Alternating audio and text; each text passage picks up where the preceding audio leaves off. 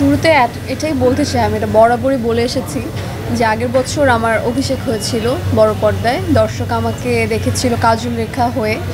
So কাজল রেখা অন্যরকম একটা গল্প, আর ওখান থেকে বেরিয়ে এসে আমার নীলচক্রে এবছর যেটা রিলিজ হয়েছে আজকে, সেখানে আমাকে রাইমার চরিত্রে দেখতে পারবে। সো দুটো একদম দু প্রান্তের গল্প, দুই প্যাটার্নের গল্প, কোনোটার সাথে কোনোটা মিল নেই। ওটা 400 বছর আগে, এটা একদম এই জেনারেশনের এখনকার গল্প। আর রাইমা চরিত্রে কাজ করে আমি ভীষণ স্যাটিসফাইড।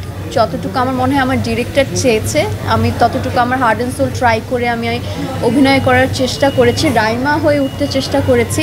সো আমার কাছে মনে হয় যে দর্শকরা আমার মন্দিরা অ্যাজ এ পার্সন হিসাবে কখনো আমাকে মন্দিরাকে দেখতে পাবে না। আগে দেখেছে কাজল রেখাকে, এবার দেখবে রাইমাকে। আর যখন আমি দর্শকের সাথে বসে হলে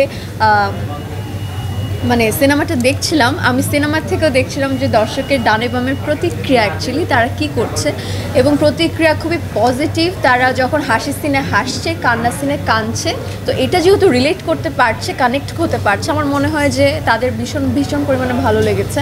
এবং সিনেমা শেষ হওয়ার পর আমি অনেক পজিটিভ ভাইব পেয়েছি, প্রচুর ভালো ভালো প্রশংসা শুনছি আমাদের গল্প নিয়ে।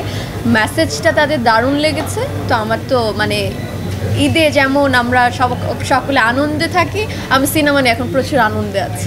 আমার চরিত্রটা আসলে খুবই সিম্পল। এই যুগের একটা মেয়ে মিডল ক্লাস ফ্যামিলি থেকে বিলং করছে, তার লাইফে খুবই আপস অ্যান্ড ডাউনস, প্রত্যেকটা মানুষের লাইফে যেরকম ঘটে নানান রকমের দুর্ঘটনা, ওরকমই একটা ঘটেছে। সব কিছু বলে দিলে দর্শক হলে গিয়ে দেখবে না, আমার স্পিচে শুনবে। তো ব্যাপারটা হচ্ছে যে আমাদের গল্পে যেটা মূল প্রাধান্য সেটা হচ্ছে যে এখনকার জেনারেশনের মুঠোফোনের মাধ্যমে এবং সোশ্যাল মিডিয়ার মাধ্যমে যেরকম গুড কিছু মানে পজিটিভ সাইডও আছে, নেগেটিভ সাইডও আছে। তো আমরা দুটোই তুলে ধরার চেষ্টা করেছি, ভালোটাও মন্দটাও। সো সাইবার বুলিংয়ের মাধ্যমে যারা শিকার হচ্ছে, যারা সোশ্যাল মিডিয়াতে অল্প টাইমের মাধ্যমে কিভাবে ভাইরাল হওয়া যায়, কিভাবে সেলিব্রিটি হওয়া যায়, যে এই নেশায় ঘুরছে, বুধ হয়ে আছে যারা, যে জেনারেশনটা, এটা অ্যাকচুয়ালি আমাদের এই মেসেজটাই। এবং এটার পিছনে কি অন্ধকার একটা জীবন হতে পারে, কার কার পরিস্থিতি জীবন কতটা বদলে যেতে পারে, এই মেসেজটাই আমাদের দেওয়া। তো আমার কাছে মনে হয় যে দর্শক হলে আসছে আজকে ঈদে এত তাড়াহুড়ো, তারপর আমাদের সিনেমা এসে দেখেছে, তো তারা সিনেমাটা দেখলে অ্যাকচুয়ালি বুঝতে পারবে আমরা কি মেসেজটা দিতে চেয়েছি এবং কতটা সারপ্রাইজিং ব্যাপার আছে, ধামাকা ব্যাপার আছে। তো হলে গিয়ে নীলচক্র দেখতে হবে না, আমি সব কিছু বলে দেবো না। আসলে অ্যাকচুয়ালি আমার কাছে মনে হয় যে দর্শক অলওয়েজ মুখিয়ে থাকে নতুনত্ব কিছু উপভোগ করার জন্য।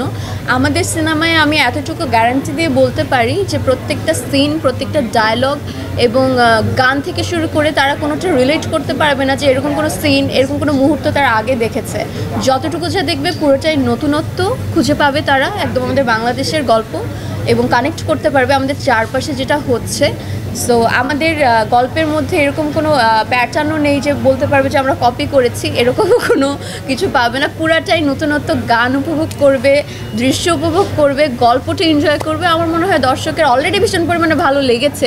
আমি যতটুকু রেসপন্স পেয়েছি, যতটা প্রশংসা পেয়েছি,